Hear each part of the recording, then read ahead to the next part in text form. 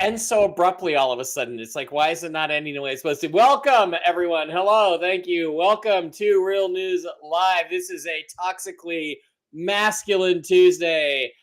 I'm your host, Mike Barrett, in Las Vegas, Nevada, enjoying my Tuesday, drinking a little Buca. This is the whiskey I got from the original Mark Z at Cape Canaveral, Florida. It is delicious. It is really smooth, and I really highly recommend it to everyone. Had to take a second there and put the show over on Rumble. Maybe that interfered with our song, but it's great to be with you wherever you may be across this beautiful blue-green globe of ours. I'm joined tonight by the intrepid trio. We are the Three Musketeers tonight. Steve Doran could not make it because he had a let's be honest. They're sticking stuff up his butt.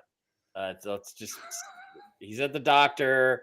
Now, Steve had an annual medical exam today. It is a couple of day process because, as we know, Steve Doran beat cancer. Steve Doran beat cancer so bad that it's run and hid and will not come anywhere near where Steve Doran is. But he had a little medical thing today, so he couldn't join us tonight. He'll be back next week. And we're just going to have to all up our levels of testosterone to make up for it. So I'm joined, as I always am, on these shows, to the man to my immediate stage left, my right, your left, whoever, Dr. Brooks Agnew, the man with whom you cannot spend 4 hours in a car and come away dumber. You have to come away smarter. Dr. Brooks Agnew, somewhere in the Carolinas. Brooks, how are you tonight, and what are you drinking, and how's the house going? Well, I had an amazing day. Worked 12 hours on the house. I'm just about ready for electrical inspection. We're going to do all the inspections at one time, plumbing, electrical, mechanical. So I should have the mechanical done by the end of next week, having a bunch of custom ductwork made to make it really look better instead of a bunch of hoses stretched everywhere. But I had a great day. It was nice and cool today, so I was able to work hard all day. And I'm glad to be here at Toxically Masculine Tuesday, and I'm drinking coffee tonight. All right. And, of course, the third member of the team tonight. Well, not the third. You're not a tertiary person, Blake. You're a primary, secondary, but not a tertiary. Actually, there's three primaries here. Three primates, three animals making up this. Three alphas. What do they call it? Apex predators here on the show. TV's Blake Wally. Blake, do you mind being down at the bottom? Would you like to be up in Brooks's spot, or would you feel better? No, I'm good. You can organize it however you want, or you can just randomize it every 10 minutes. It doesn't matter to me. But I graduated first in my class, alphabetically. Nice. Well, that doesn't get you anything here, Brooks. It's pure. it's the sleeveless T-shirt it's the Rick Springfield look. It gets you on this show. Sleeves are very overrated. The Rick Springfield look. TV's Blake Wally. Once again, strip club's opening in a couple hours. Blake owns the biggest strip club in the Nashville, Knoxville, Tennessee area. Blake, how's it going, and what are you drinking? True story. Well, I'm actually in the karaoke lounge. We're going to get warmed up here, and then we'll go to the strip club This later. is the stripper karaoke lounge that Blake owns. Right, it's right next door, so it's all good. Yeah, it's like you go back and forth from the karaoke lounge to the strip club. Yeah. So, there we go. Wearing the Pulp Fiction shirt tonight. How are you, buddy, and what are you drinking? I am doing well. It's great to be here. And tonight I'm going to be drinking some more of this Maker's 46. Oh, yeah. Maker's Mark. He's been working on that for a few weeks, and it's good stuff. Making progress. And totally, totally awesome. All right, guys, let's get started with the news. I think without Steve here, just talking like he always does, just filibustering and emptying out the room, just sucking all the air out of the room. I think we're going to get by a little quicker. Let's take a look at what's in the news. One of the things I thought was really interesting, let's start with Jack Posobiec, CIA asset that he may be, from this morning, giving us some of the really, really interesting. This story is bizarre. One of the attempted Trump assassins from over the summer, guess what? Not only has connections to the Nazi Azov battalion in the Ukraine, was in the Ukraine with the other assassin or at the same time, but he also tried to get a rocket launcher from the Ukraine. Let's watch the beginning this morning of Human Events, Jack Posobiec show. Christ is. There's a major meeting going on between us and Iran, and that'll take place on Saturday, and it's at top level. And if diplomacy fails, is the United States, under your leadership, ready to take military action to destroy the Iranian nuclear program and remove this threat? I think if the talks aren't successful with Iran, I think Iran's going to be in great danger, and I hate to say it. Great danger, because they can't have a nuclear weapon. Here's some good news. U.S. stock futures are looking much better this morning following yesterday's close, where things seemed to level off. And global markets appear to be seeing a rebound today. And China is pushing back against President Trump's threat to impose 50% tariffs. The foreign ministry spokesperson said today, quote, resorting to pressure, threats, and blackmail is not the right way to engage with China. The U.S. Supreme Court has handed President Trump a victory, letting him and his administration use the 1798 law that historically has been employed only in wartime to swiftly deport alleged Venezuelan gang members as part of the Republican president's hardline approach to immigration. This is a landmark victory for the rule of law, and this is what we've been arguing on behalf of President Trump from day one. These are enemies of our state, of our country, and they should be deported. I think there was this concern among some folks that Donald Trump would come in for a second term and kind of be a lame duck. He ain't no lame duck. If anything, he's a soaring eagle. Well, ladies and gentlemen, welcome aboard today's edition of Human Events Daily here live, Washington, D.C. Today's April 8, 2025, Anno Domini.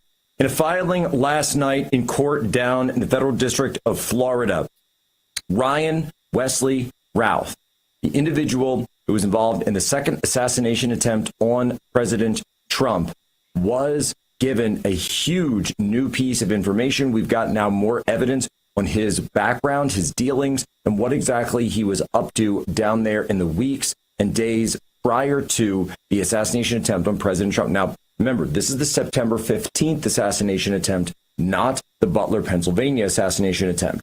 This case has yet to actually go to trial. Tried to kill Trump on his golf course, but he was stopped. Secret Service fired shots at him. They missed, or perhaps were deflected by this rudimentary body armor that he had built up in a hide site. And then he vanishes, only later to be apprehended. What we do know about him was that he had extensive ties and travel within the country of Ukraine, and in fact participated in the Ukrainian International Volunteer Force. What was Routh doing in Ukraine? He was attempting to recruit individuals potentially from Afghanistan and other parts of the world, even Taiwan at one point he talked about, to bring them to the battlefield in Ukraine. We now know, and this is the biggest bombshell, that he attempted to contact a member of the Ukrainian military or someone associated with the Ukrainian military to purchase rocket-propelled grenades, RPGs, or Stinger missiles, known as an anti-aircraft missile. Now, what does this coincide with? Well, this time frame was back in August of 2024. What else did we hear going on in the fall, late summer and fall of 2024? We also heard those scares about President Trump's aircraft, Trump Force One. Members of Trump's campaign team were even using decoy planes during the campaign because they were worried about what? Anti-aircraft missiles. All of this leads to more questions as to who exactly was it that Routh was talking to? Who exactly was it that either didn't report this or put it back forward? And what did the U.S. government know prior to the assassination attempt on September 15th, if this information was out there as early as August? Human Events Daily will never drop this story, and we'll be right back here on. Okay, that was sort of setting the stage not only for the. I guess I should have talked about how that was kind of setting the stage for the entire show. But Brooks, let's go to you first and foremost. Whose fingerprints are on this? I'm going to say Victoria Nuland. I'm going to say CIA. I'm going to say NSA, possibly. Definitely the American intelligence community. Somebody was trying to get this guy, or somebody was trying to get this guy rocket propelled grenades. And imagine apparently he did get a couple of shots off at President Trump. Imagine if they had been RPGs or even a Stinger missile against Trump force. Oh, wow. On a golf course, like, you can't avoid that. What do you think? And, you know, he doesn't care whether he survives or not. I'm just looking up when Victoria Nuland resigned. I think, yes, March 7th.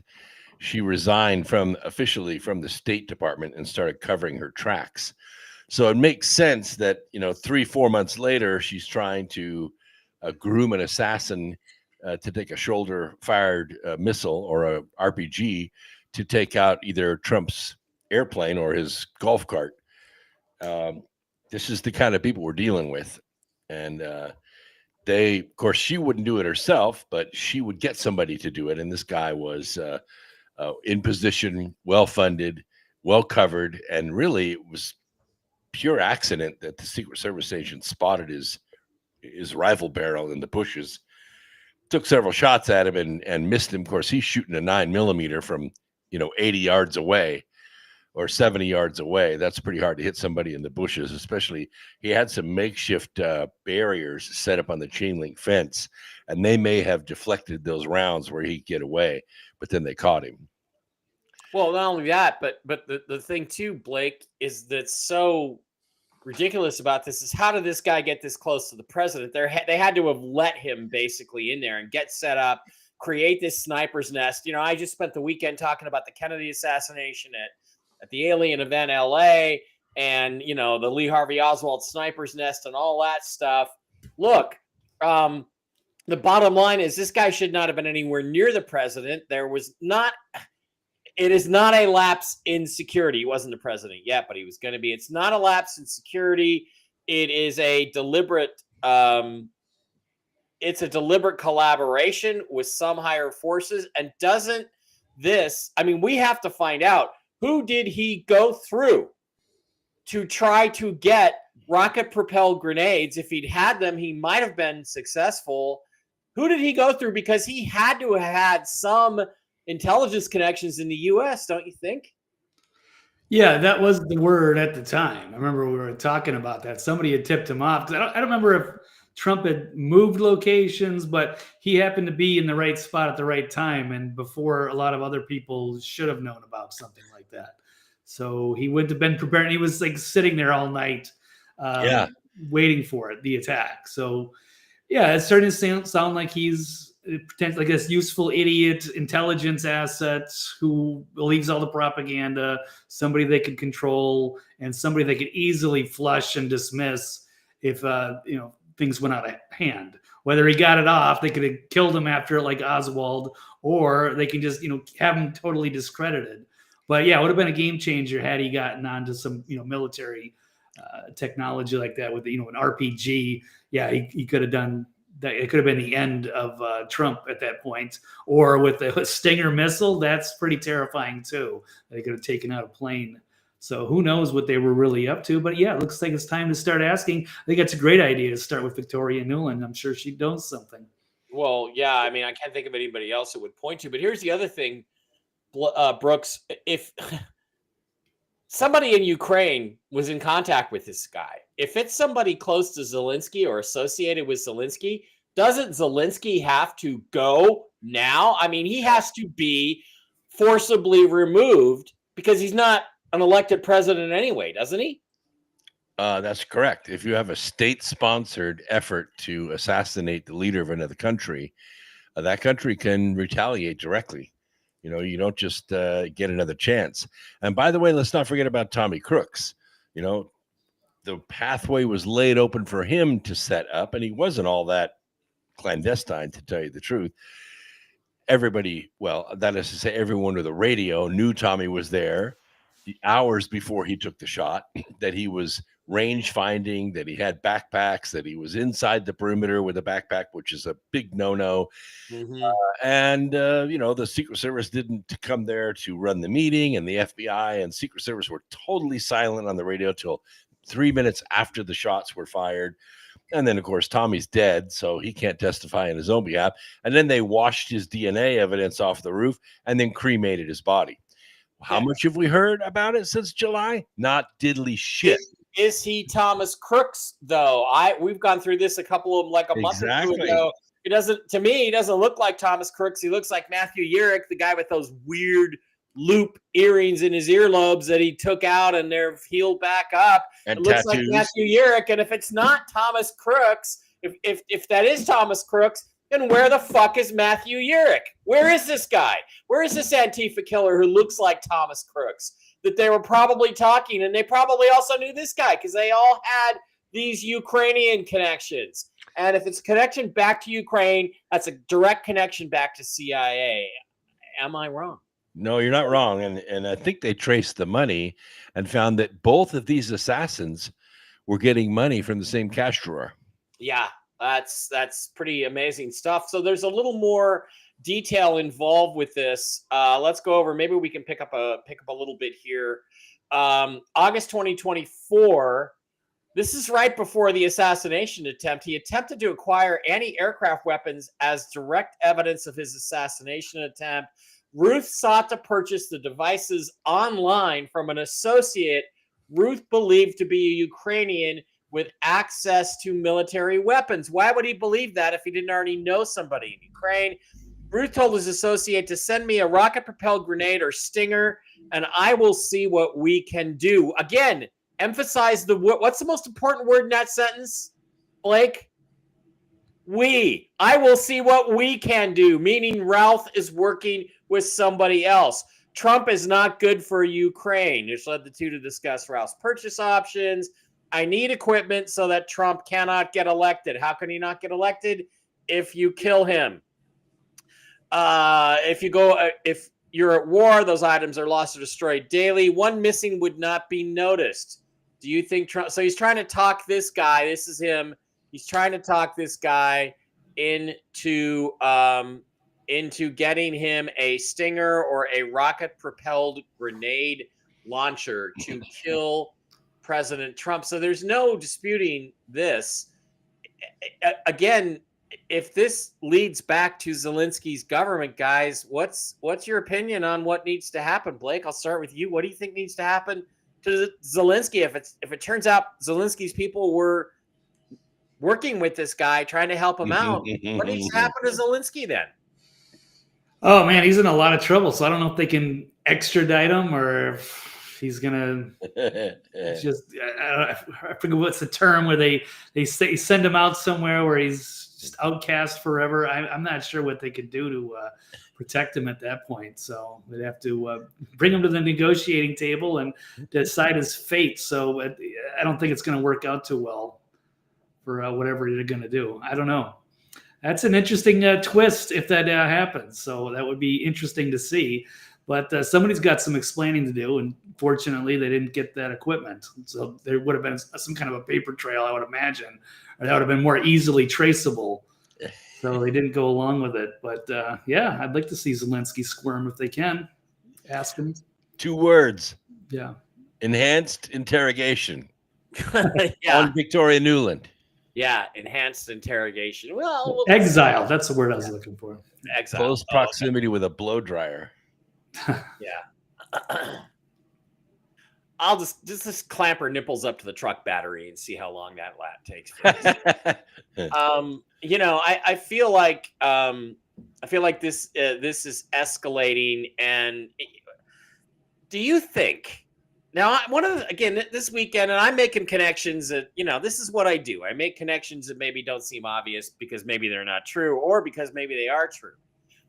So when I look at the Kennedy documents release, which we talked about on the show, what I see is that they're trying now to just blame CIA.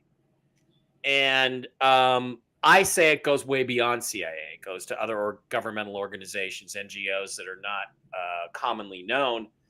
But is it possible that they are trying to get CIA blamed for Kennedy, that's part of an agenda to get people to realize CIA and Nuland and the intelligence community was also involved in these assassination attempts on Trump? Do you think that's a feasible scenario, or am I just a crazy conspiracy theorist? Well, I don't know. I mean, the CIA, as far as pecking order in law enforcement. The CIA is what keeps the FBI in check. All of the what do they call it? Like job interviews and job performance checks for the FBI are pretty much done by the CIA. They have skills at being able to find out if an agent is turned or lying or compromised or whatever. So above the CIA, I don't know who there is. I don't know who can be checked like that. But everyone around the world, even Putin, is afraid of the CIA. It's a rogue organization, and they have capabilities that are way beyond what the average person thinks they have. Okay. Blake, any thoughts on my theory or anything else? It was, I agree with you, Alan Dulles, who gave the order to kill President Kennedy in his capacity as MJ1, as the head of MJ12, not in his capacity as CIA director, which he no longer was. Blake, isn't CIA a festering zit on the ass of America that needs to be popped, cleaned, and drained forever? Yeah, I think, yes, especially considering JFK warned us. He wanted to, smash CIA into 1,000 pieces. That was back then, and they're likely behind the assassination of many of the players and know exactly what happened that day.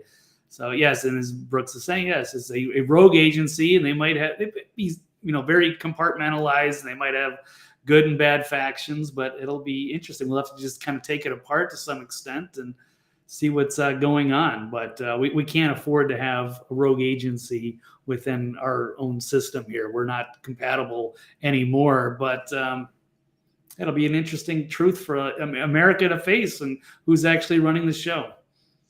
Meanwhile, you heard Trump in the discussion there at the beginning of Human Events Daily. You heard Trump in the Oval Office with Netanyahu the other day or today, discussing Iran and how they could not be allowed to have a nuclear weapon and his extremely high tariffs and sanctions on Iran. So he says he's not backing down. He says he's following up. Brooks, what do you think the likelihood is with Netanyahu in town, obviously wanting Iran erased as a threat? What do you think the odds are that there will be some sort of military action against Iran in the next month? Well, I think the odds are pretty good, but I don't want to use the word Iran. I don't even want to use the word Persia. What we're really talking about here is a very, very small faction, about 1.8% of Iran, called the mullahs. They're the ones that control the country, and they do so by just sheer force. They're the ones that want to develop a nuclear weapon because they want to destroy Israel. Don't anybody think that Iran wants a nuclear weapon so that it can protect itself against aggressors in the world. That is not why they want a nuclear weapon. Iran doesn't care about mutually assured destruction. Once they get the nuclear weapon, they will use it. Absolutely no doubt about it. So when we talk about taking Iran out, that's not what we mean. What we mean is take the mullahs out and free Iran. Yeah, and it is. You've got 1 million absolute fanatics in control with all the guns, in control of 17 million beautiful Persian people who would probably otherwise be Christian or some form of Zoroastrian. Well, at least you get to see their hair. And that's an untenable situation. So you don't want to attack Iran because most of Iran is innocent. It's just these few lunatics that are in charge. And I don't know how you do that. It's like taking out a cancer that's metastasized to 18 different organs. How do you get rid of it? I was going to ask Blake a question, but then he ducked down just like LBJ in the motorcade. You ever seen that picture, Blake? Have I ever showed you that? Oh, yeah. He knows what's coming. Yeah, that's a great one. He's already ducking. He leaves his wife and Senator Yarrow. My shoe's untied. Yeah. Oh, yeah. That was like the LBJ thing. Blake, any final thoughts on Iran? Do you have any insights on that you'd like to share, or we could just move on?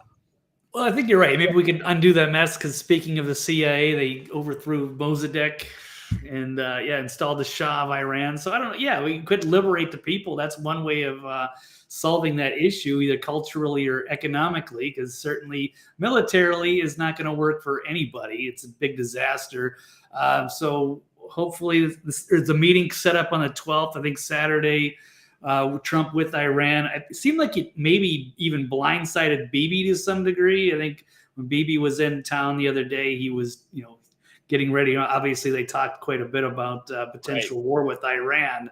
Right. And I don't know if he knew at that time that Trump was planning a meeting. So hopefully that'll go well, and there won't have to be any military action. But we'll see. But tensions are high. People should know that the B-2s are already in position with 30,000-pound bunker busters.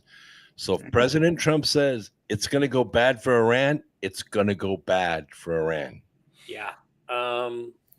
So, again, no one wants war. At least I don't. I'm sick and tired of it. I don't want any troops on the ground in Ukraine, in Iran, or anywhere else. But I really want to get rid of this psychotic Muslim government in that country, because it is a beautiful place with beautiful people that would like peace. All right, Judge Boasberg, or whatever the fuck his name is, the traitor commie piece of shit asshole, got his ass handed to him by the Supreme Court earlier today. Stephen Miller chimes in on what the court ruled, and we'll talk about that in a sec. But let's listen to Stephen Miller, deputy. I don't know why Miller is not the chief of staff. He's deputy chief of staff. But let's go. This was a a monumental victory for President Trump. The biggest legal win of this administration so far. A total embarrassment for crazy Judge Boasberg, who's been trying to force this president to bring foreign alien terrorists back onto American soil, trying to turn our planes around, trying to empty prisons in foreign countries and bring them back to our soil. This is a monumental, colossal victory for the rule of law, for the Constitution, for our founding generation, John Adams, who signed this law into effect in 1798, and for President Trump in fulfilling his mandate and campaign pledge. What does this mean for you and your family watching at home tonight?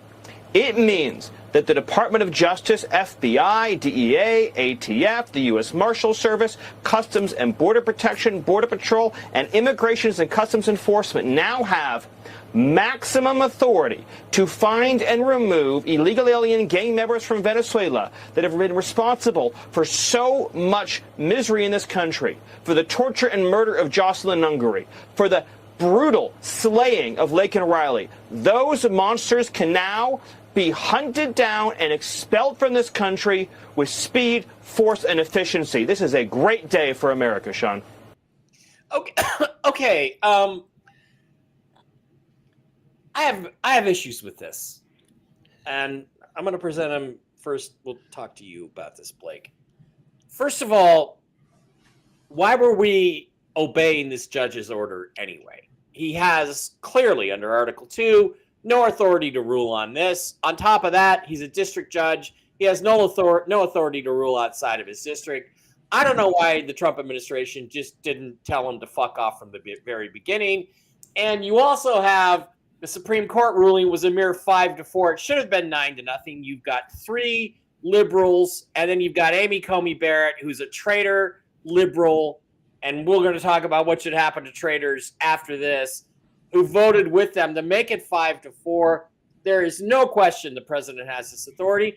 And who the fuck made the courts the final arbiter of what the president can and cannot do to protect the American people? I'm going to give you an answer to that. Nobody. It's not in the Constitution anywhere. This is why the courts were not given any enforcement capabilities or assigned any sort of authority over the military or the National Guard or the police, because all they can do is give opinions which have to be either followed by the enforcement agencies or ignored by them, depending on what they believe the truth is. That's called checks and balances, folks. So why are we even listening to this dickbag? And by the way, guess what he did? Well, Brooks, you look like you want to go first, so I'll let you go first.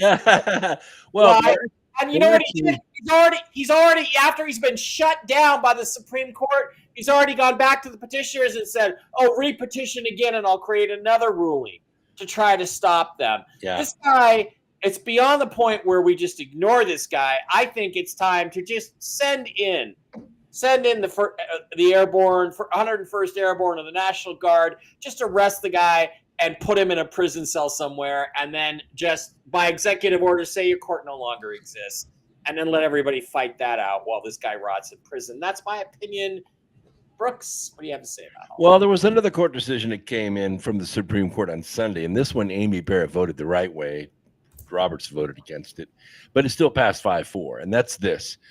This happened with Honorable Judge Jun. He is a South Korean judge. I don't know why Virtual Joe and his gang of criminals love to bring in foreign-born judges into the federal system, but this guy is South Korean.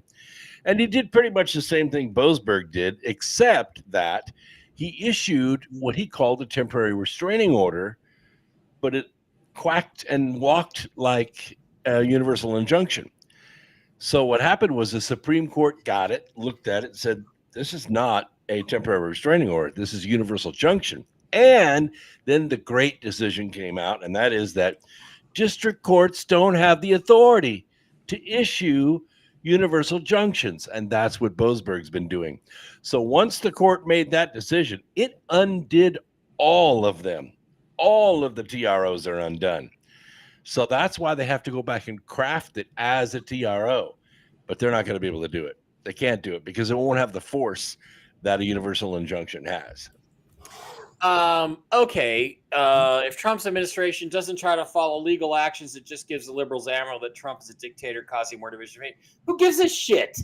The Democrats are polling at 21%. That means 80% of the American people don't approve or agree with them. So my response to that, Bill, is so fucking what? Ignore them or arrest them and get rid of them. I don't care if they see him as a dictator. He's following the actual Constitution. He can cite chapter and verse where he has the authority to do everything. So Congress created the district court as they were allowed to by the Constitution, and Congress can undo it. So this week they're voting on a 2-page bill called the No Rogues Ruling Act, which was created by Devin Nunes. It's super clean and super powerful. And if the House passes it, I believe the Senate will pass it. And that will end the district court being able to issue universal injunctions. That's exactly what we need. Okay, Blake, I'm going to try to calm down a little bit. My blood pressure's a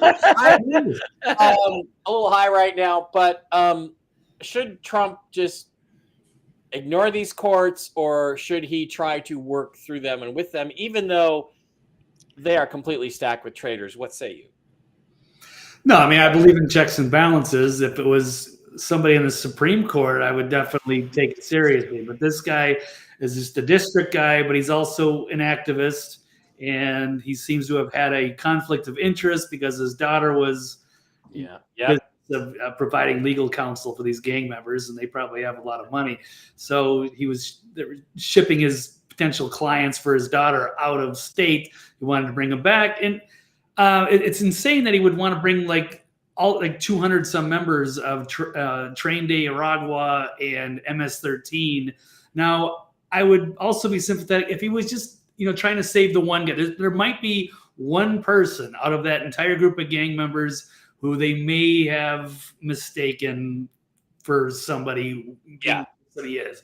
In that case, they should try to right that wrong. And I'm okay with the district judge saying, hello, this one guy here might not, he deserved due process and he shouldn't have gone. Can we bring him back? I'd be cool with that. But he's gone above and beyond, overreached, and he probably deserves to be impeached, if not worse, disbarred, something like that, for stalling the process and becoming an activist and trying to, overrule the president of the United States. Well, yeah, and he's clearly corrupt. Like you said, he's been taking money. His daughter's making money. His family's making money off him taking these certain stances and ruling in a certain way. He sold his judgeship by doing that. His actions in response to the Supreme Court, I think, just really simply reinforce that. But here's the thing, Blake, that guy, if he's truly innocent, which the information is coming from the mainstream media, so I doubt it, he should be brought back without the judge's order. Just ignore the fucking judge's order and bring him back and say, oh, sorry, here's some compensation for what you went through, and we're glad that you're an okay American citizen. I want to ask you one more question on this, boys. Donna Mike says, how about declare a national emergency, let the military round them up, and take the courts completely out of it? Oh, believe me, they will still try to get the courts. The courts will try to assert authority over the military they do not have. But would you approve of that, Blake, or not? Sorry, I missed that last part. Would you approve of Trump simply declaring it a national emergency and having the military round up all the illegals and ship them out? That could get out of hand in a hurry. It sounds dangerous. I mean, in an extreme situation, yeah, maybe you could do something like that. And I think that's kind of the playbook. That's where they're sending them, is to El Salvador. And they were in an extreme situation where they're being overrun by the gangs and the violence that they were causing. So I think that's what they did, is they just had the military round up all of the criminals, put them in this new supermax that they just built 2 years ago. And now we're going to start exporting these gangbangers out of there and where they belong and out of our country as well. So, Brooks, what do you think? Should the president simply declare this as a national emergency, call it an invasion, and use the military to simply remove all these people rather than ICE? Well, that would certainly play into the hands of the more radical Democrats. I think Homan's doing a good job, but I'm not saying he couldn't use more personnel. 100,000 people rounded up in a month is okay, but that's a few days' work. We really need about 5 million rounded up in 30 days. Of course, Pam Bondi came out after the Supreme Court decision one that you were talking about that Amy Barrett voted against, and told them, I'm serious, you better self-deport. If you don't self-deport, when we catch you, you're not coming back. Okay. Well, that's always an option. Now, by the way, the cartels are building a good business now, smuggling people out of the country. Because if they're caught, they have to go home to their home country. And I can tell you right now, Chinese, Moldovians, Haitians, they don't want to go to their home country. Right. They'll go to another country, but not their home country. Maybe we should encourage that the way we encouraged the cocaine trade in the 1980s in order to narrow it down to just a few crime families that we could then take out of action, and miserably failed to do so. All right, guys. So speaking of traitors, like Judge Bobang or whatever his name is, Bosang, and Amy Coney Barrett, Donald Trump had some very serious things to say at a black tie event tonight about the situation, the invasion, and where we're at in terms of what he thinks about it and what he's inclined to do about it. Let's listen. Our opponents are not afraid that our America First policies will fail. They're terrified that our strategy will succeed and we're going to get bigger and stronger and better as a party. And that's what's happening. And that is what's happening. It's going to be something. And I'm actually looking forward to the midterms. I really are. We're going to prove that all of their treasonous years of betrayal will not be forgotten, because it's treason. What they did is treason. When they allowed millions of people to pour in through open borders from all over the world, they came. To me, that's treason. What they've done to our country is unthinkable. The money we have to spend to take people out. And then we have judges that say, no, let Trende Araqua come back into our country. They want him to come back in. Killers. They cut off a man's. Our opponents are not. Let's not talk about what he cut off on a man. Okay, so the question then becomes, and we'll start with you, Blake. The question becomes, what is appropriate? If this is treason, and I agree with him, what they did was treason, then is simply losing another election sufficient punishment, or do we have to go to what the Constitution says the punishment for treason is, or the federal law says? Should we go there rather than simply saying, oh, well, you're going to lose another election? Well, that is a tough question. It is treason in a way. I guess if they were trying to get a bunch of people that would be the new voting bloc, you're giving illegal aliens social security numbers and trying to get them, integrate them, and so they can vote for you, and then they would never lose another election again. Yeah, they're basically overthrowing our country from within completely illegally. So that's just, it's not because we needed the help or not because we needed more people. It was simply to import voters and not even people that are part of our culture or anything. So that is pretty extreme. I don't know if the death penalty is warranted, but certainly some like major people have to be made an example of, however that may be. I guess that won't be my decision, but yes, that is a severe thing that there has to be a lesson for people to look back on and go, oh my God. It should finish something it's almost like a coup in a way. So this is a overthrow of our country, and whatever that, if it's, I'll let the people decide the punishment, but certainly heads need to roll for that. It's almost like a coup. It was an attempted coup, including a murder and assassination, and this guy Ralph. That was all part of it, right? Right, Brooks? Yeah, and in the most current, believe it was yesterday or maybe even this morning, words of Jasmine Crotchet. She's happy the illegals are here because she said, "We done picking cotton." In other words, bring in a new slave class. I'm happy to make slaves out of them, but just not me. That's what she's saying. Wow. That is an amazingly bizarre statement to make from an amazingly bizarre person. Remnant says, breaking, Democratic strategist Lauren Young, who worked for Hillary Clinton, has urged Iran to assassinate President Trump. She needs to be arrested. Dan Bongino, are you listening to me? Who's the head of the Secret Service? Who's the other guy, head of the Secret Service? Bongino is number 2 or something. Isn't the guy protected him from the assassination? I forget his name though. Yeah, I forget his name. Yeah, this person needs to be arrested immediately. Yeah, Bongino's undersecretary of the FBI. Yeah. Aren't we? Have we reached a point? I mean, I've reached a point where simply pointing out that these people are criminals and pointing out that this is something you should be arrested for. Just start arresting people. Why are we not arresting people? Do you have any thoughts on why we're not arresting people? I mean, when you say something like that, you automatically get a visit from the Secret Service. At least you're supposed to. Now we're not seeing anything about it. Right. Yeah, definitely deserves a visit. And then we're waiting. Hopefully they're trying to get everything in order to make the arrests. So they don't want to pull it off and it's going to go sloppy and backfire. Maybe. I hope they're putting all the ducks in a row. I hope Pan Bondi is saying, when you bring this case to me, it is rock solid, no appeals, nobody gets out. Everybody is caught in the loop at the same time and nobody runs.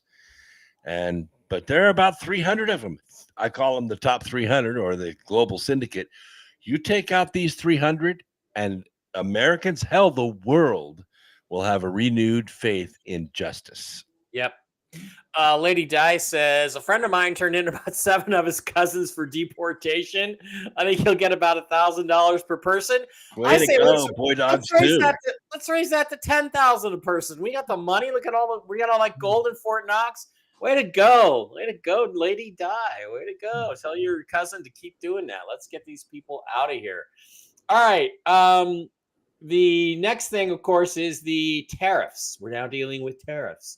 I'm going to put tariffs, reciprocal tariffs on the entire world. He did it.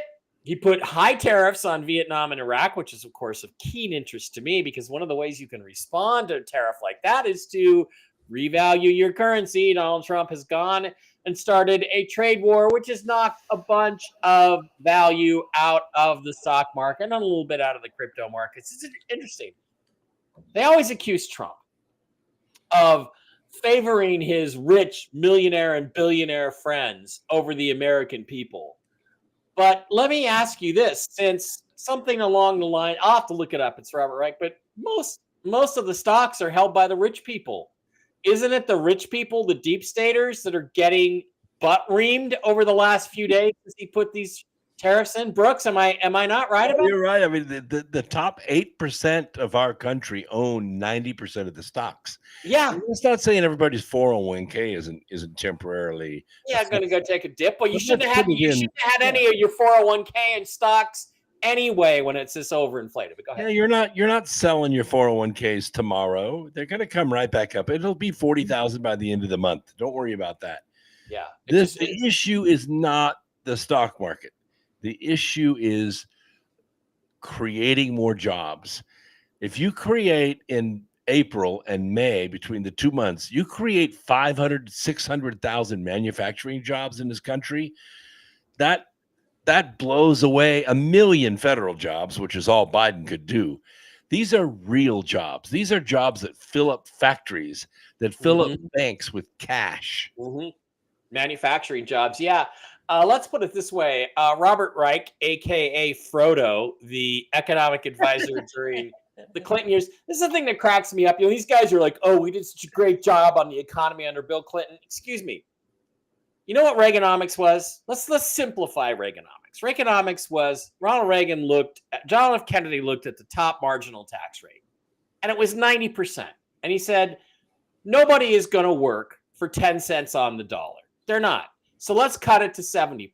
They did. The economy improved for a while. Reagan came along and said, 70% is ridiculous. Let's cut the top marginal tax rate down to 25%. And then we can get this money circulating in our economy again. We can rebuild it, and people will start opening up businesses and investing. And that is exactly what happened. And then Bill Clinton comes along and says, well, we're going to raise it from 25% to 39%. Let me tell you something. If you've cut the top tax rates from 70% to 39%, that's still Reaganomics. So, Frodo, you did nothing. All you did was inherit Ronald Reagan's booming 20-year economy, 22-year economy. But Frodo, who is about 4 feet 11, had something to say on December 16, 2020. He pointed this out. And guess what, Frodo? I agree with you. The richest 0.1% own 17% of stocks. The richest 1% of Americans own 50% of the stocks. The bottom 50%, that's us, own less than 1% of the stocks, 0.7%. Repeat after me. The stock market is not the economy. You're dead right, Brooks. The people whose 401ks are going to be hurt by this are few and far between in the bottom half of the economy. It's all the rich guys, all the fat cats that are going to be hurt by these tariffs. That's why they're screaming like a stuck pig over the tariffs. And how can you say that Trump is trying to help his rich friends when his rich friends are the ones taking it like they're in a federal pound me in the ass prison? Well, the stock market is, if you look at the individual stocks that make up those 401ks, most of them, well, let me put it in perspective. Ford Motor Company, their stock price is around 14 to 15% of their earnings.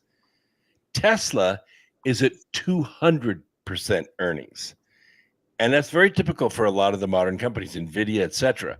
They're way, way overvalued. It's all hype. It's all gambling. It has nothing to do with the actual value of the company. And that's why an adjustment doesn't hurt my feelings at all. The only thing it affects is those companies' ability to borrow money. Exactly.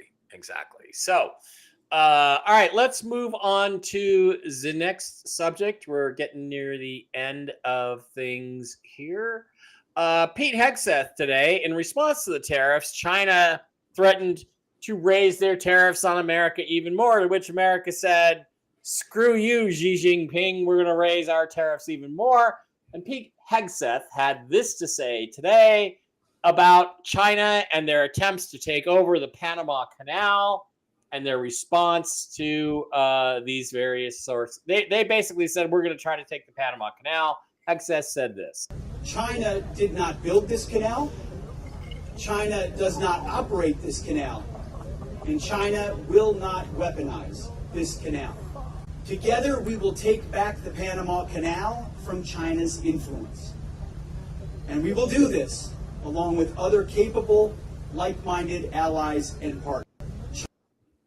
Okay, so basically he kind of drew a line in the canal and said it's going to be an American canal, not a Chinese one. Do you think this represents any sort of geopolitical threat militarily from China, them trying to buy up the Panama Canal? I mean, Biden would have just let him do it and cut off our trade routes. What do you think, Brooks? Well, the Panama Canal right now is a very strategic asset that we built. Unfortunately, it's the shortest, cheapest route for ships to get from the Atlantic to the Pacific. That's not going to stay that way. It's just temporary. Mexico is building a bigger one north of there, and with Trump negotiating with Greenland to open up the Northwest Passage at least 7 or 8 months out of the year, it will outperform the Panama Canal 50-1. So it is a temporary leverage that China has over America. And if China wanted to, they could just slow the canal down and choke us to death. That's an asset we cannot let be controlled by our enemy. Blake, you got any thoughts on the Panama Canal, and are you willing to go to war with China over control of it? Trade war with China, let's say.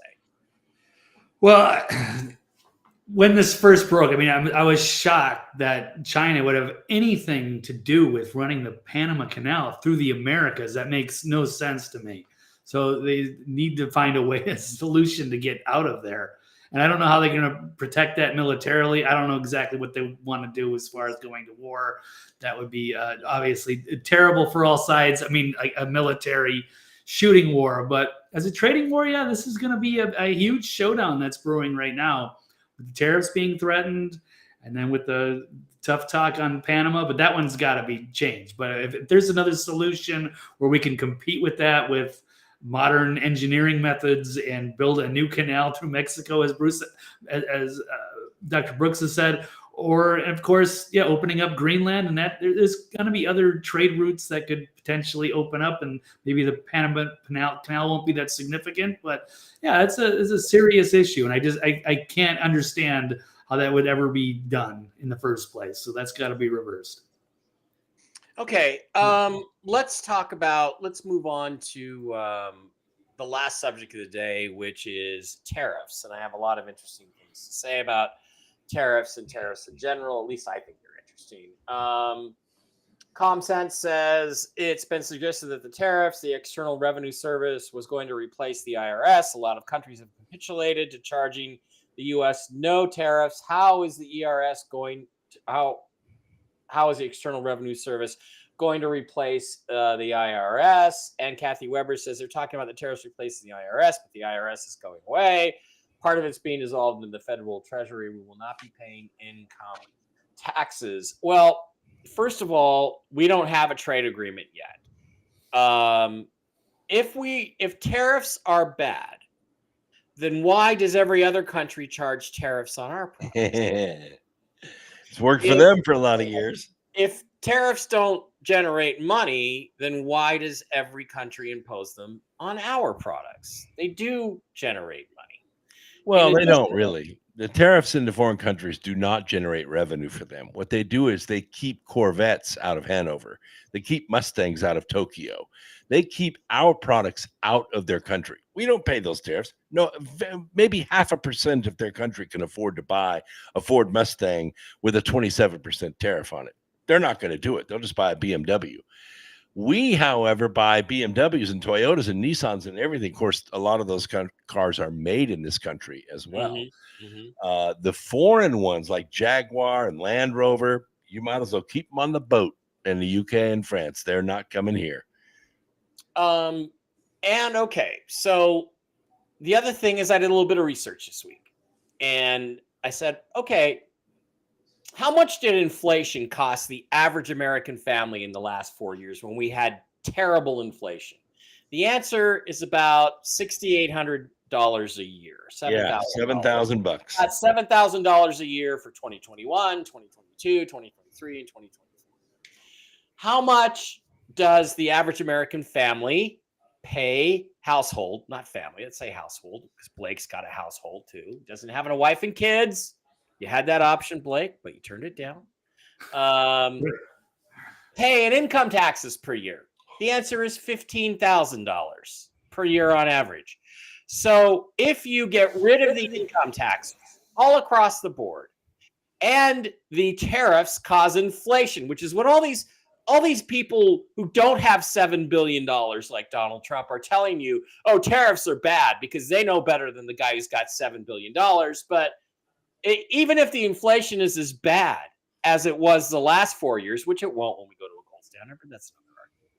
Even if it was as bad as the last 4 years, the average American family is still going to save almost $9,000 a month that goes right into their pocket. Then what happens is they buy more shit with that. And when they buy more shit, American companies manufacture more stuff. And that money goes to American companies. And Brooks, if you're right, if we make an agreement where there's no tariffs anywhere, guess what? We're going to be buying, we're going to be making and selling our products all over the world. Have you seen the new Corvette? You look at it at first, you think it's a supercar, and then you're like, well, it's a Chevy. But it looks pretty damn good, and they'll sell a ton of them in Europe. And Charles Payne on Fox News today pointed something else out that I think is worth listening to, and then we'll toss it to you boys for a final discussion. Let's talk about some of the other effects of tariffs on the overall economy. What we're not talking about is oil was $76, now it's $65. Gasoline prices are going to plummet. Any other time, that would be the number one story. In fact, if you go to the polls, what will get you elected as president? Much cheaper gasoline or Wall Street crying? I'm just being honest about it, right? So, yeah, people have these stocks in their 401ks. And guess what? We've been through it. There's a correction on average every year. There's a bear market every couple of years. I think most people are accustomed to that. What we're not talking about is oil was $76 right. now. So what's happened since the tariffs were imposed is that the price of oil, which creates gasoline, which that energy production is the key to economic growth. You cannot have growth without cheap energy. The price has dropped from 65 or 70, $78 a barrel to $65 a barrel. So everything is getting cheaper. Therefore, everything is going to be cheaper to manufacture. So that's going to offset all these effects. So Brooks, why are tariffs bad if they're bad? And why are they not? I mean, isn't it a no-brainer to simply get rid of the income tax and replace them with tariffs like we did 150 years ago? Yes, it does. I mean, we didn't always have an income tax. We had one temporarily during the Civil War, and it was deemed to be unconstitutional because it was. We should do away with the income tax, repeal the 16th Amendment, and go to a national sales tax. Now, there are two things that will happen when this occurs. First of all, you're correct. Every American family will get $15,000 raise on average because it will go right back in their pocket.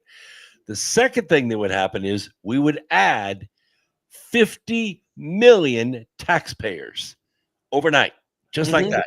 All the illegals, all the residents, all the tourists, everybody visiting our country will pay that tax. 50 million new taxpayers go into the system. And that will create a windfall for the government. It'll create a windfall for the average person. Tariffs do the same thing. But like you said, 70 countries have already called back and said, we're sorry, we didn't mean those tariffs. Just take them away. You take away your tariffs, we'll take away our tariffs, and everything's cool. Well, when that happens, Americans can sell their stuff to other countries. And if it's still too high, get more competitive. But still, you don't have 20, 30, 40% loaded on you. Like, I don't know, what do we pay? 250% tariffs on butter to Canada? Yeah. Yeah. You can't compete with that. No. And by the way, it's not gasoline that's the major driver of the economy. It's diesel fuel. What they should do is they should take the federal tax and cut it on diesel fuel, because Virtual Joe and his gang of criminals jacked it to the roof. That's coming. Yeah, that's coming. Diesel fuel should cost about $1.50 a gallon. And when that happens, everything gets cheaper. Okay, Blake, let me ask you, as a relatively average American of exceptional talent, what would you rather do? Would you rather pay $15,000 in income tax or suffer with $6,800 in inflation?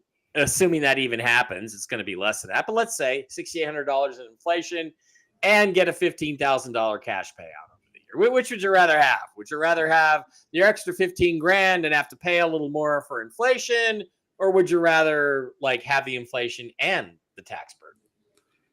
Yeah, I guess I'd like them both. That would be an ideal scenario. So it's nice to see. Yeah, and Brooks is absolutely right with these, gas prices. I got a diesel. I just filled up the tank. It was like $40. It was significantly cheaper for me. One, and then you're absolutely right with all the trucking. I mean, if they reduced it even more, because that's one of the big expenses going into grocerying. And Right, that's that's why egg prices are down. That's why egg prices are down. Yeah. And produce and stuff like that. Yeah. And diesel is the first thing to come off when you start refining crude oil. It's cheap to produce. Win-win. So I think this is a change in the way we think about our economy that's not going to it's going to stick. But we need to have more than just talk and proposals from Trump in speeches. We need to have a concrete legislation put out there. No tax on overtime, no income tax in general. I can't decide. What do you think would be better politically? First, pass a bill. I think you should just get a bill out there that instead of one big, beautiful bill, just make a bill that says no tax on tips, no tax on overtime, no tax on Social Security. Pass that and then come back with the big, beautiful bill with no income tax. Period. Do you think that would make more sense politically, Brooks, or which one would you? Well, I don't know. I mean, we got the majority in Congress. We got it for maybe another year, and then the Democrats are going to nuke something, and they're going to try to steal a bunch of elections and steal back the majority, and then impeachment season starts again. He doesn't have very many months to get this done. He gets one big, beautiful bill done by the end of May. It's finished. It's finished. There you go. All right. One last thing before we go. This would be in the FAFO category. Speaking of Pete Hegseth and why I love him, a vice admiral named Shoshana Chatfield, who was promoted not because she's competent, but because she's a woman, got her ass canned today because of some shit she pulled. Let's listen to CBS News cry and whine about her being fired. This comes from Chief Pentagon spokesman Sean Parnell. Secretary Hegseth has removed U.S. Navy Vice Admiral Shoshana Chatfield from her position as a U.S. representative to NATO's military committee due to a loss of confidence in her ability to lead. The Defense Department is grateful for her many years of service. That is where the statement ends. However, as you mentioned, this is the 9th individual, either a female or a person of color, who has been removed from one of these senior positions. Most notably, Joint Chiefs of Staff, General C.Q. Brown was removed. The head of the Navy, Chief Naval Officer, Lisa Franchetti, female, obviously, she was removed. In the past, Vice Admiral Shoshana Chatfield has been criticized for statements that she has made that were considered to be woke because they were sort of pro-diversity. So this is a trend, and we expect more, a sort of hit list of individuals who might be considered by Defense Secretary Hegseth, or to a larger degree by President Trump himself, as a sort of DEI hire or DEI promotion. Okay, so she actually did a little bit more than that. She refused to put up Hegseth and President Trump's portraits in her office and in her facility she had authority over, and she told coworkers, we can hold out for 4 years and get rid of these guys, which is why we should get rid of the 22nd Amendment among everything else. What do you guys think about this? Is it FAFO time? Fuck around and find out. She found out. And are women and people of color being removed from senior positions because they're women and people of color and Trump and Hegseth are racist? Or is it because the only reason they fucking got promoted was because they were women and people of color and not because they were any good at their jobs? Brooks, which one do you think is the case? Yeah, I think you're exactly right. When you're promoting people because they check a box, like Mopsy did as the press secretary, you just invite incompetence. The difference is in the press secretary, it's just an embarrassment. Everybody just kind of hangs their head down. In the Department of Defense, people die. Everyone has to be competent and everyone has to follow the commander in chief. Period. Yeah, period. Blake, is it racist for me to laugh at this and be happy about it and see people being removed that are incompetent, that were only hired because of the color of their skin or the shape of their genitals? or am I just a mean, nasty person? Well, no, I mean, if they can actually, prove that actually happened, but it sounds like there's DEI hires, and they went nuts with all this activist woke garbage, and they're just going to be rabble rousers and cause trouble from within. Then it's time for them to go. I like the idea that Pete is an outsider and that he doesn't have to play by the rules set up there. So it's time to get rid of the insider swamp creatures, and I'm all for it. So unless they can prove that there was something motivated, another reason, then I don't have any sympathy for it. So cut the waste. Guys, do you think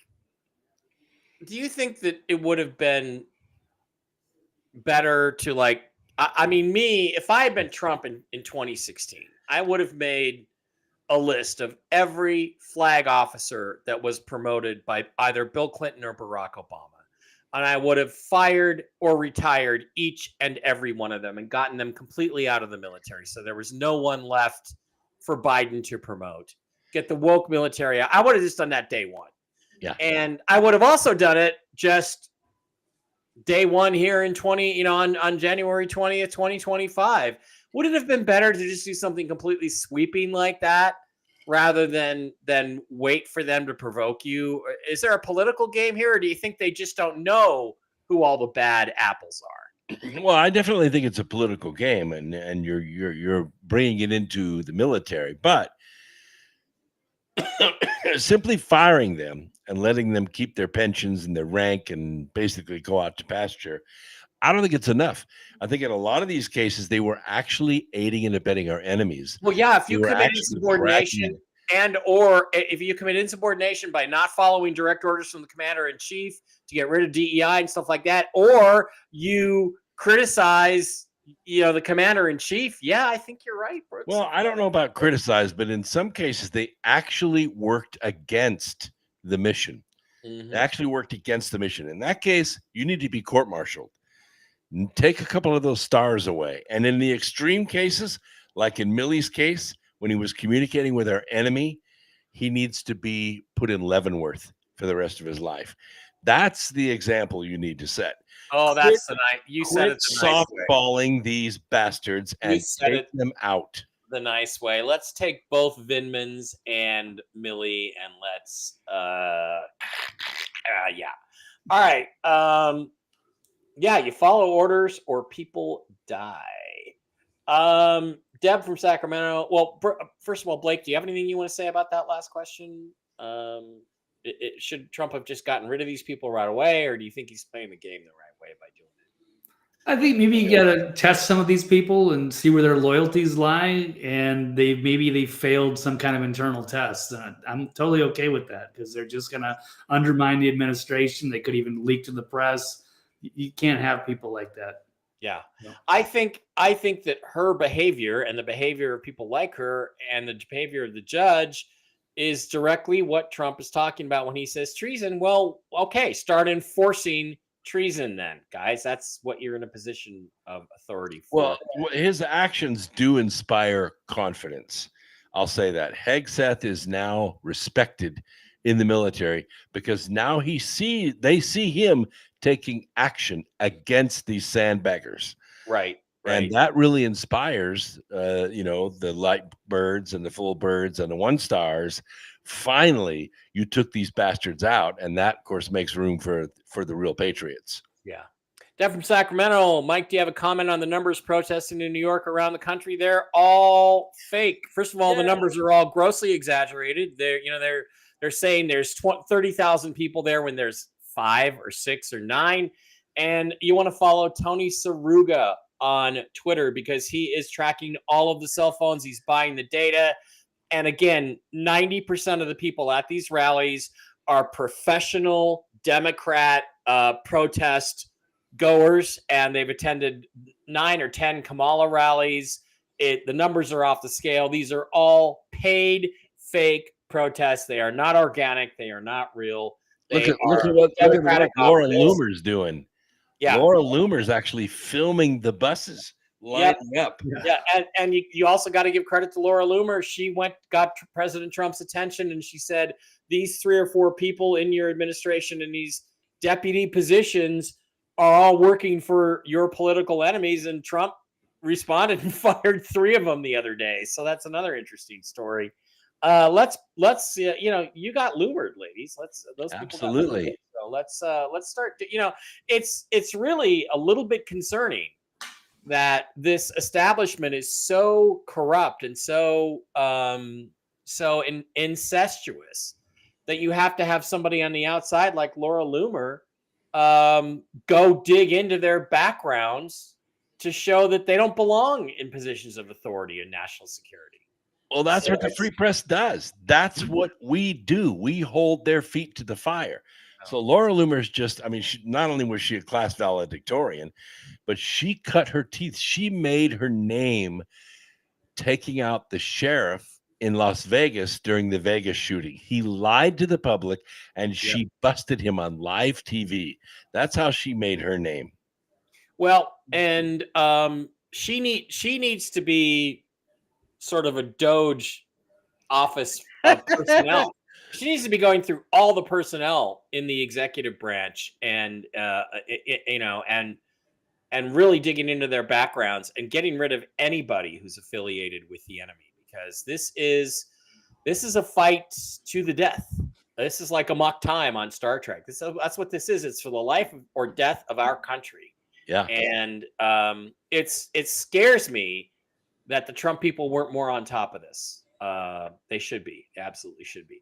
Okay, guys, that is going to do it. Wrap up the show tonight. Thank you once again, everybody, for being here. Thank you to Dr. Brooks Agnew and TV's Blake Wally. Well, I want to add one thing. Did you see the signs the protesters were holding up? The big red signs that said fascism or socialism beats fascism. What the hell? The Nazi Party was the National Socialist Party. Folks, you people are dumb. Well, they spent a lot of money on that side. Don't forget, please, to look for the links in the description to the LifeWave patches. Those are wonderful things. I'm taking the X39. I'm taking the... Let your volume cut out. We lost the sound. Yep, Mike, your volume went out. I'm just want to get link in the description, the LifeWave line of products.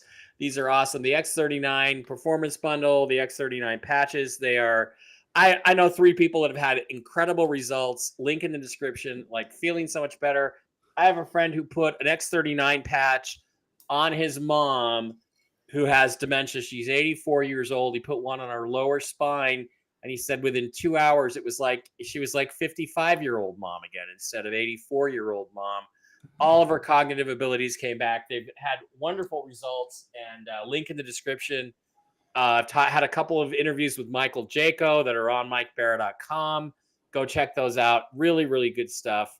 And I'm really impressed by them. I'm taking them. I haven't had much results yet. I've had a few things happen, but I'll let you know my progress as I go through this thing. LifeWave patches, they seem to be really good. And Brooks, the concept is that they seem to create, they like connect. You put one, I've got one at the nape of the neck or the base of the neck, or you can put it at the base of the spine or 2 inches below the belly button.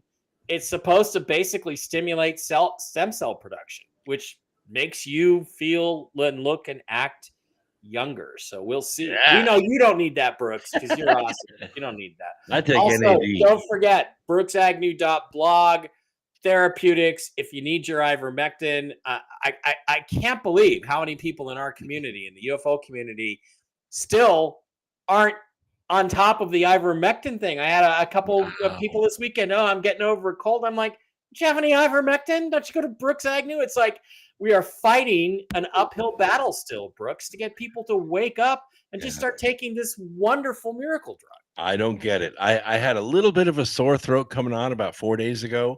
Mm-hmm. 2 ivermectin, gone. I haven't missed a lick. I worked 36 hours in the last 3 days. And I had to come home because I had to be on the air. So I came home, showered, and here I am on the air. It's just amazing stuff. It just keeps you healthy.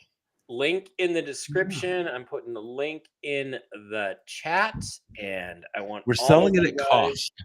So Yeah. I don't care if you live in Idaho or Arkansas, you can't get it for less than $1 a tablet, except through me. And there you go. The report costs $78. That reminds me, I've got to get some more. Most of mine is a couple years old, and it's technically supposed to be, like technically it's not good anymore. But I'm still taking it. I haven't Brooks. When we talked about it, it was when we went to Sholo with Doc Skinner. And by the way, I'm going to be doing a couple interviews this week. Keep an eye on Real News Live with Mike and Jen and the YouTube channels about the upcoming Sholo experience. The disclosure experience weekends are going to be absolutely incredible. But that was about a month or two after I had a terrible flu and puked my guts out. And if you know me, I hate puking more than anything else. God, it's the worst. And you got me. Well, I've got ivermectin, and I got some from you. I have not been sick since. I have not had a cold. I have not had the flu. I have not had diarrhea. I've had nothing. Nothing can stop me. So get to brooksagnew.blog and pick up your miracle drug, your ivermectin. Blake, any final words before we head out for tonight? I think we cut everything, but it's going to be interesting as these tariffs kick in tonight with China and 104, 108%, whatever. But it's going to be very interesting. Well, as you know, I am watching the tariffs on Vietnam and Iraq a little more closely than I'm watching the ones on China. But tonight is what's that Rod Stewart song? I just saw Rod in concert a couple weeks ago. Tonight's the night. Let's hope so. Oh, yeah. Let's hope so. All right, it's getting I got dark about here. $1 million in dong. Oh, good. Well, you're going to be able to pay off that if certain things happen. You I should hope be able so. to pay off XRP is down to what, like $1.81. XRP is cheap. I'm buying XRP, so it should go to 400. Kathy Brooks gets his ivermectin from Japan, which is better. Yeah, I get it from India through my Japanese pharmacy. It's the only way I can buy it. And yet, Steve Doran, if you're reading this, we missed you tonight, but it's a shorter show because of that. All right, we'll see you next Tuesday. Back tomorrow. Tell the Truth Wednesday with Jen. Whiskey and Wisdom on Wednesday. Doing a thing with Doc Skinner on the disclosure experience on Thursday. I don't know. I'm probably going to do something else on Friday. We'll see you guys.